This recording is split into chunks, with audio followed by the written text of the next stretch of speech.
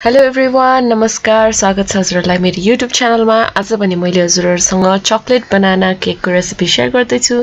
So let's get into it. सबैभन्दा पहिला यसरी पाकेर गलिसकेको केरालाई बाउलमा राखेर म्यास गर्ने। मैले चाहिँ दुईटा केरा लिएको छु, तपाईहरुले जतिवटा लिँदा पनि हुन्छ है। त्यही अनुसारले यसमा अरु इन्ग्रेडियन्टहरु पनि एड हुन्छ। अब यसरी म्यास गर्ने।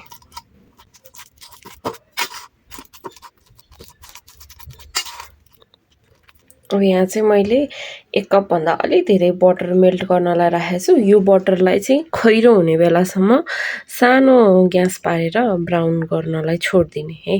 तर बीच-बीचमा चलाइ पनि राख्नुपर्छ, किन भन्दा डढ्छ छिट्टै नै।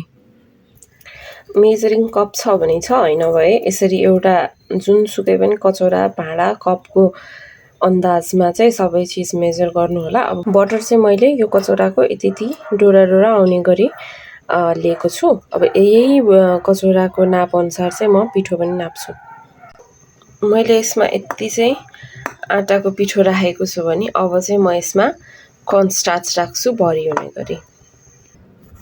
यसरी टक्क मेजरमेन्ट हुनुपर्छ भन्ने पनि छैन। यदि गर्नुभयो भने राम्रो, नगरे पनि यतिकोले काम चलाउँछै हुन्छ है। अब राख्ने यसमा अघि हामीले तताएको बटर यो बटर अलिक तातो छ, त्यही भएर अब यो बटरमा एड गरिदिने अघि म्यास गरेको केरा। त्यसपछि 1 चम्चा जति भ्यानिला एसेन्स यति। अब सुरुमा यतिलाई मिक्स गर्ने। यस्तो नभइन्जेलसम्म। अब यसमा राख्ने अहिलेको पिठो, आधा कचौरा भन्दा अलिकति कम कोको पाउडर, 1 चम्चा बेकिङ पाउडर,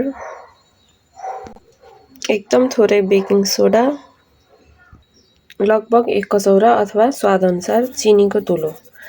चिनी चाहिँ मैले एउटा थाहा पाएको कुरा, बेकिङ पाउडर जति राख्नु भएको छ त्यति चाहिँ राख्नै पर्यो, किन भन्दा बेकिङ पाउडर एकदमै तितो हुन्छ। सो मैले यतिसम्म बेकिङ पाउडर राखेको थिएँ। मैले त्योभन्दा अलिकति माथि चिनीको धुलो राखेको छु। अब स्वाद अनुसार हजुरहरूले चाहिँ यसलाई बढाउन अथवा चिनी नराखिकन पनि बनाउन सक्नुहुन्छ है। यति चाहिँ नुन राख्ने। अलिकति बेसार मिक्स भएको छ, तर पनि केही पनि हुँदैन। अब यसलाई राम्रोसँग मिक्स गर्ने।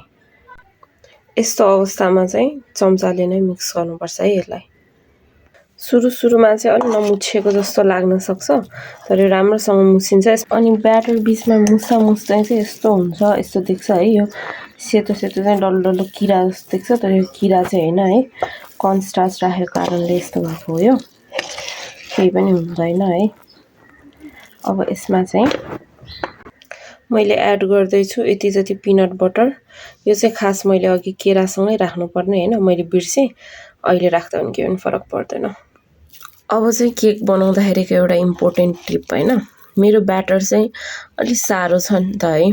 हो, यस्तो साह्रो ब्याटरको मैले बनाएँ भने चाहिँ मेरो बनाना केक भनौँ अथवा बनाना ब्रेड चाहिँ अलिकति हुन्छ नि, डेन्स खालेको, अलिकति साह्रो खालेको बन्छ हैन।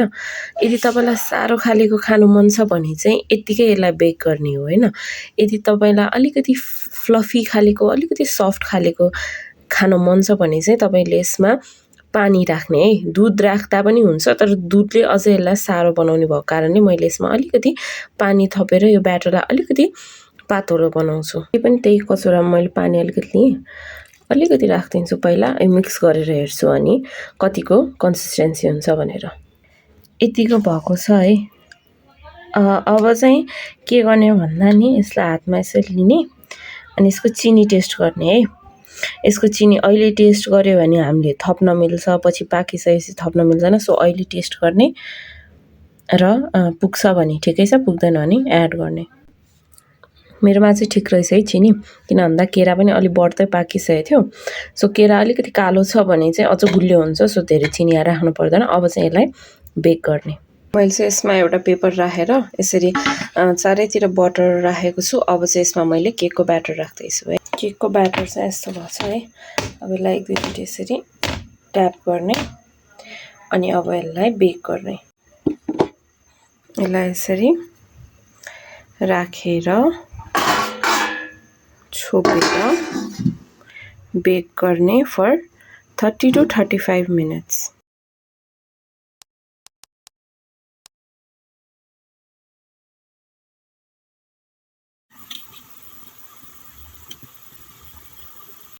सो यसरी चाहिँ रेडी भयो हाम्रो बनाना ब्रेड, बनाना केक।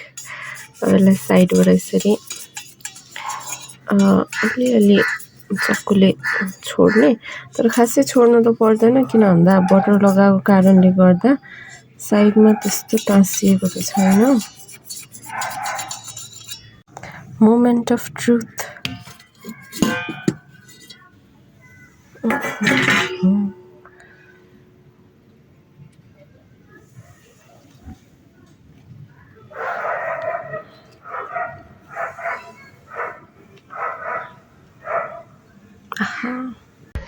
भिडियोलाई अन्त्यसम्म हेरेर साथ दिनुभएकोमा धेरै धेरै धन्यवाद।